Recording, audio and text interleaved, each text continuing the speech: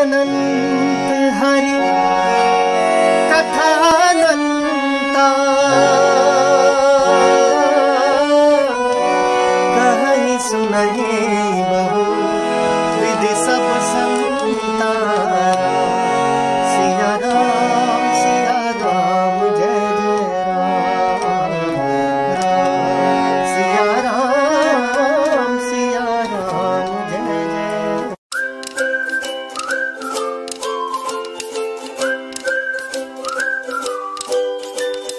हम आगे बढ़े उसके पहले मैं जब आपके बारे में पढ़ रहा था तो मुझे जो जानकारी पता लगी वो ये थी कि विशु भटनागर नाम है आपका वास्तविक नाम।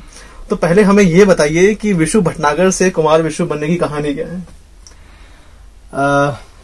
कोई ऐसी रोचक कहानी नहीं है। जब मैं भजनों के क्षेत्र में आया तो उन दिनों असली नाम रखने का प्रचलन था, लेकिन ये कुछ जो कहानियां फिल्मों से हम सीखते आए हैं कि फिल्मों में भी कई अदाकारों ने फिल्में हिट हो जाने के बाद अपने नाम बदले हैं या उनको नाम दिए गए हैं प्रोड्यूसर डायरेक्टर्स के द्वारा।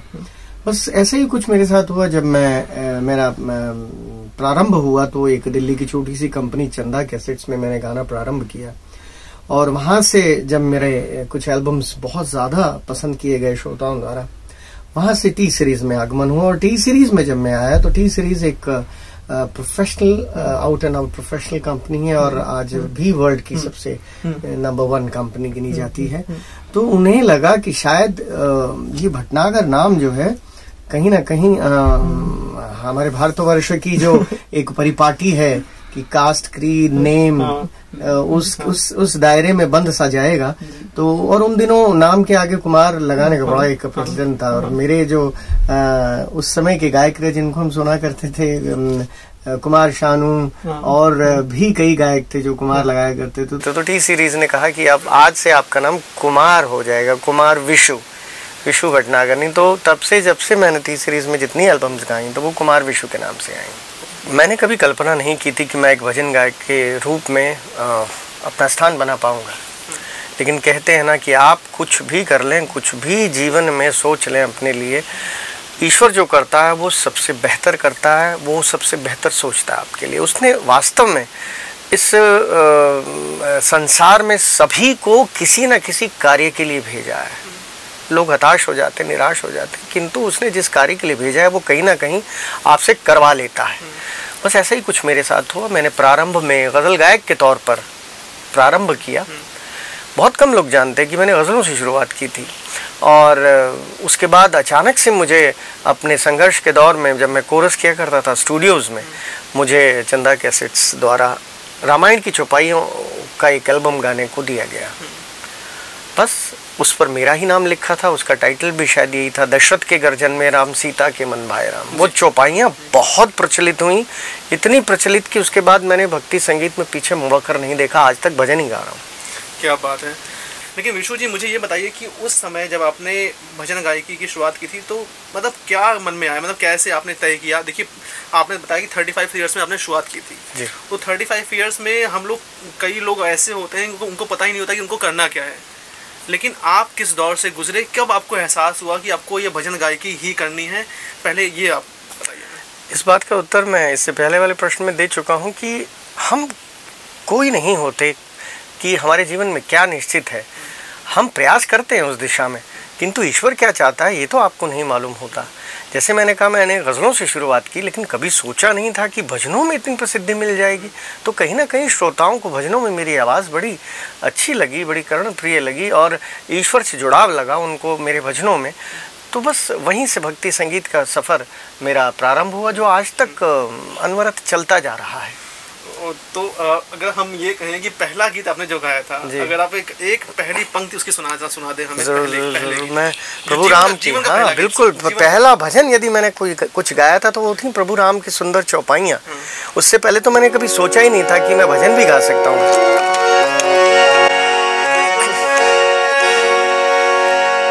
हीर परी प्रभु भक्त पुकारे,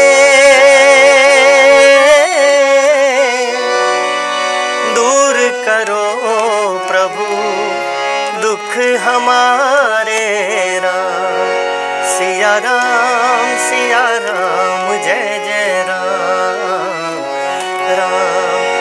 सिया राम जय जय राम। ओ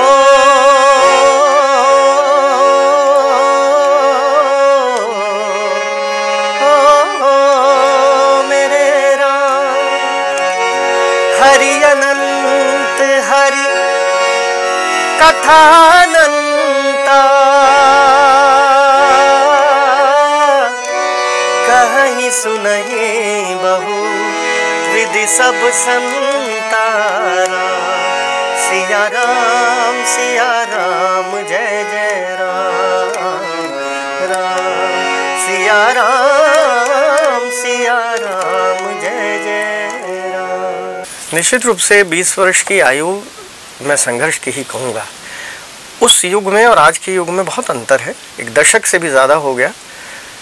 20 वर्ष की आयु में तब गायक केवल सीखा करते थे, गुरुओं के पीछे गाया करते थे, और आज हम देखते हैं कि वही इतनी दौड़ हो गई है, इतनी लंबी दौड़ हो गई है कि आप चाइल्ड वंडर्स पैदा कर रहे हैं।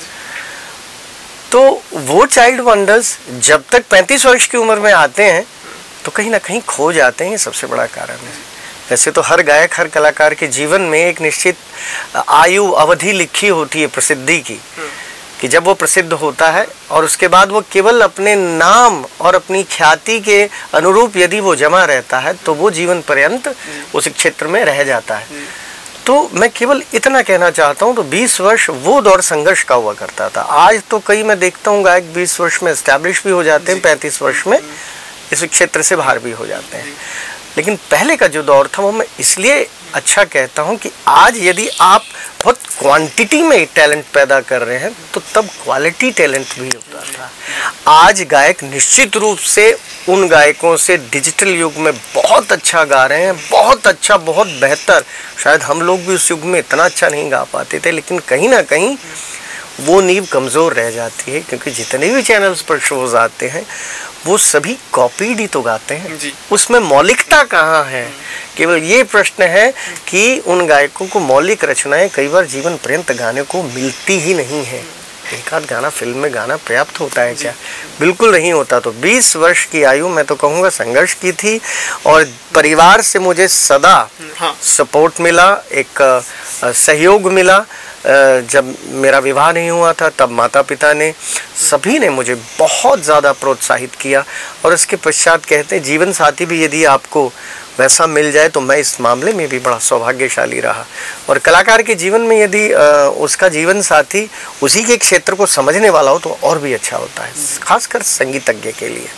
तो मुझे सौभाग्य रहा कि मेरी धर्मपत्नी भी संगीत क्षेत्र से हैं, वो सितार बजाती हैं, बहुत अच्छा सितार बजाती हैं।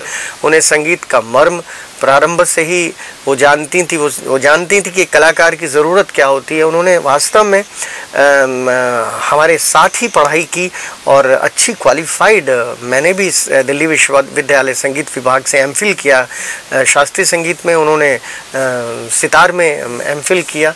तो एक ही क्षेत्र के होने के बाद भी उन्होंने त्याग किया मेरे भविष्य के लिए। क्या बात है। और आज मैं कहूँगा ईश्वर की कृपा और उनके प्रोत्साहन से मैं जहाँ हूँ वो सब श्रोताओं को नज़र आता है। विधिवत शिक्षा बहुत ज़रूरी है। मैं पढ़ाई में भी उतना ही अच्छा था, किंतु जब मेरे पिताजी का देहांत हुआ 1987 में, तब मैं ग्रेजुएशन कर रहा था। और उस समय मुझे लगा कि शायद मुझे ग्रेजुएशन पूरी करके उस क्षेत्र में जाना चाहिए जिस क्षेत्र के लिए मैं बना हूँ। तब तक एक ये परिपाटी चली आती थी कि जो माता पिता कहते थे आप उसी क्षेत्र में जाते, लेकिन तो आज ऐसा नहीं है। तो पिताजी हमेशा से चाहते थे, चूँकि मैं पढ़ाई में अच्छा था, कि मैं एक अच्छा एडवोकेट बनूं या मैं आईएएस करके सिविल सर्विसेज में जाऊं, किंतु मेरा मन तो संगीत में था। और ये मर्ज ऐसा होता है, बीमारी ऐसी है संगीत की, जैसे लग जाती है फिर वो किसी काम का नहीं होता। और बस उनके देहांत के बाद मैं सीधा पोस्ट ग्रेजुएशन में गायन की मैंने दाखिला लिया। उसके बाद पोस्ट ग्रेजुएशन के लिए दिल्ली आया। और जबकि मेरी पैदाइश, आपने पूछा नहीं, मैं बता देता हूँ, पैदाइश मेरी मुंबई में रही, और कहाँ मुंबई से और कहाँ दिल्ली में आ गया। और दिल्ली से ही मेरा प्रादुर्भाव हुआ भक्ति संगीत में, और आज दिल्ली से ही जाना जाता हूँ। देखिए दोस्तों, मतलब किस्मत और तकदीर का बहुत बड़ा योगदान रहा, जिस तरह उनको दिल्ली लेके आई। वो जो एक टाइम था इनकी, दिल्ली आए, फिर दिल्ली में करियर की शुरुआती करियर को आगे बढ़ाया। गाथा थी माँ वैष्णो की, जिसे खजाना मैया शीर्षक से रिलीज किया गया था टी सीरीज द्वारा। वो बहुत सुनी गई, बहुत ही सराही गई, बहुत प्रचलित हुई खजाना मैया का। तो वो वास्तव में मेरा दूसरा एल्बम था माँ के भजनों का। उससे पहले भी सज रही मेरी अम्बे करके एक टाइटल आया था, वो भी काफ़ी सुना गया था। और वो दौर ऐसा था जब पुरानी धुनों पर आधारित भजन कंपनीज गवाया करती थी, रिकॉर्ड किया करती थी। मैंने बहुत गाया है धुनों पर, तो काफ़ी मैंने भजन गाए हैं। और बाद में मुझे धीरे धीरे करके और मौलिक धुनों पर भी गाने का अवसर प्राप्त हुआ। प्यासे को पानी जिसका आपने जिक्र किया, वो भी एक पुरानी धुन पर आधारित रहा, किंतु साहित्य इतना सशक्त होता था कि लोगों को कहीं ना कहीं उस भजन का साहित्य दिल को छू गया, उसके संदेश दिल को छू गए।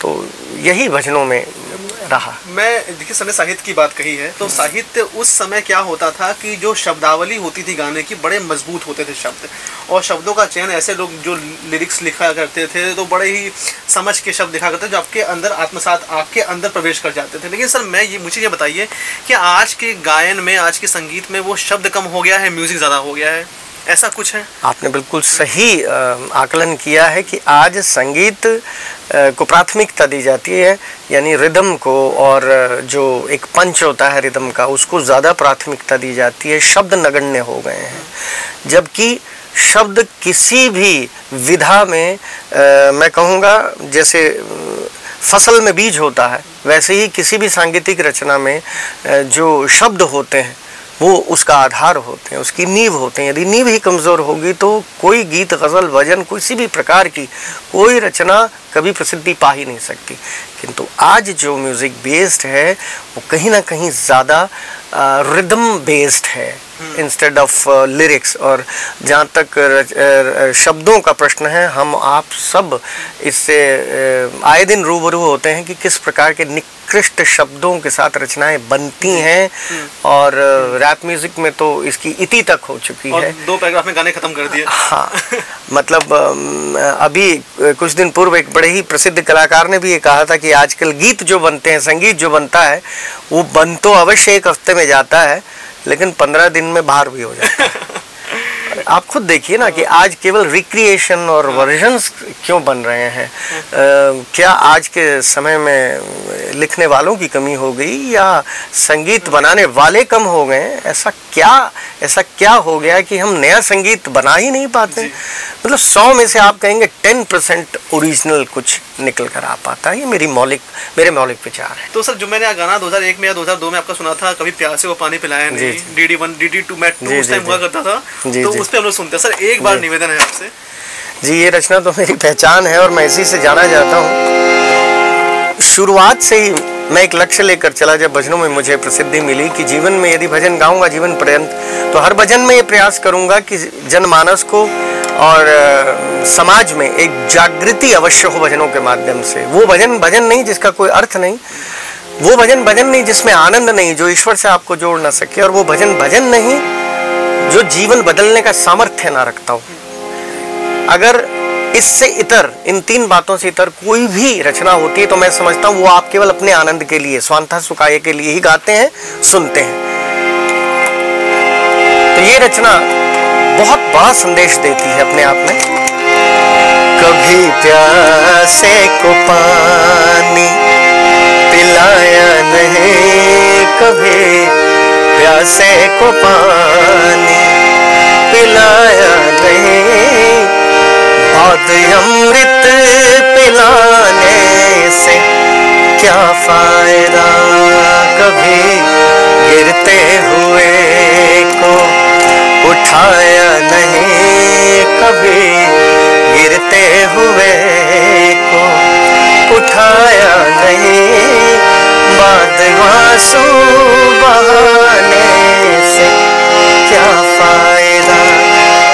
मैं तो मंदिर गया पूजा आरती की, मैं तो मंदिर गया पूजा आरती की, पूजा करते हुए ये ख्याल आ गया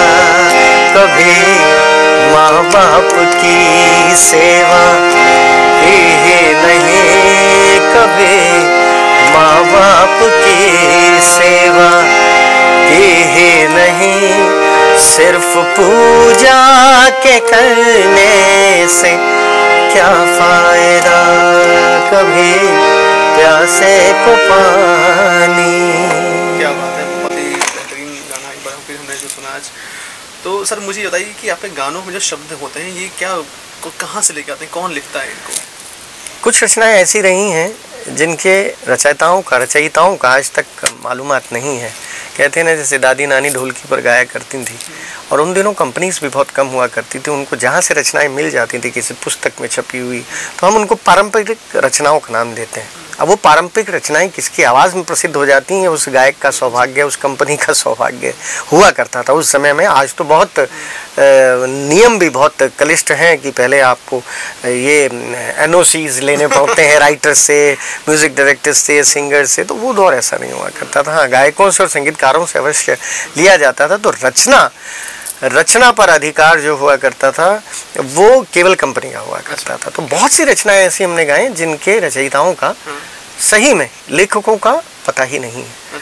तो ये रचना भी एक ऐसी रचना रही कि जिसे मैं पारंपरिक मानता हूँ, लेकिन इसे गाया कभी किसी ने नहीं था।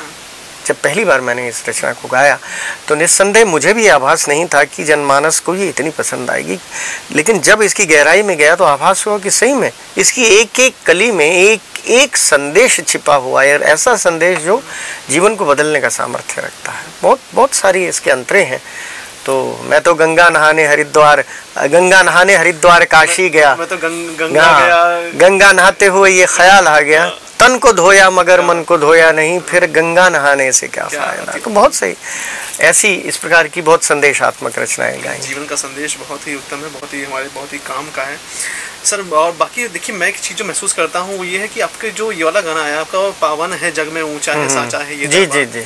इस गाने में हर शब्द उसी तरह गुथे हुए थे जैसे माला में माला गुथी हुई नहीं होती है। मतलब कोई भी शब्द इधर उधर नहीं है कि ये शब्द इस गाने में क्यों है। मतलब पूरी इस तरह से कि एक पूरी माला बन गई। और एक तरह से मैंने बताया कि जो नयन चंचल जी का गाना था उसके बाद सेकंड गाना बन गया वैष्णो देवी का, जो एक तरह से अमर गीत बन चुका है। वो यात्रा है। यदि कोई व्यक्ति घर से चलता है और माँ वैष्णो के धाम तक जाता है तो वो किन किन रास्तों से जाता है, उसको किन किन परेशानियों का सामना करना पड़ता है, और माँ के विभिन्न रूप और माँ के जितने शक्तिपीठ है सबका वर्णन उस गाथा में है। और मैं सौभाग्यशाली रहा, मुझे बहुत से ईष्ट देवताओं की गाथाओं को गाने का बहुत अवसर मिला। मैंने बहुत सी गाथाएं गाई। तो मुझे ये बस बताइए कि कैसे आपको ये ख्याल आया कि ये गाना बनाना है, किसने ये गीत लिखा, आपने कैसे गाया, कैसे कंपनी को अप्रूव? मैं तो ये मानता हूँ जब किसी भी कलाकार का, फनकार का समय आता है जी, फिर कुछ निश्चित नहीं होता। फिर तो कहते हैं ना, जैसे आपको ईश्वर दे रहा है और आप अभिनय करते रहिए, गाते रहिए, मतलब जिस भी क्षेत्र में है, उसके बाद तो केवल उसकी कृपा बरसती है। जो भी गाया, जिस भी रचना को गाया, वो लोगों द्वारा, श्रोताओं द्वारा सराही गई। तो मैं इसको ईश्वरीय अनुकंपा से अधिक और कुछ नहीं मानूंगा। बाकी आप श्रेय लेते रहे, गायक लेता रहे श्रेय, अपना संगीतकार लेता रहे, लिखने वाला लेता रहे, ये ईश्वरीय अनुकंपा होती है कि वो दौर जब होता है, वो समय जब चल रहा होता है किसी भी कलाकार का, उस दौर में हर चीज़ उसकी चलती है। तो बस ऐसी ही बहुत सी रचनाएं गाने को मिली जिसमें माँ वैष्णो की गाथा भी है। इसी प्रकार से बहुत सी गाथाएं और भजन गाए। वो गाथा भी हम सुन कि आज अगर किसी को कुमार विशु से सीख कर आगे बढ़ना है, किसी को मतलब कोई ऐसा है, हमारे जो ऑडियंस में ऐसे लोग हैं जिनको अपनी भजन गाना है या उनको, तो क्या कैसे वो आगे बढ़े, मतलब आप क्या संदेश देंगे लोगों को?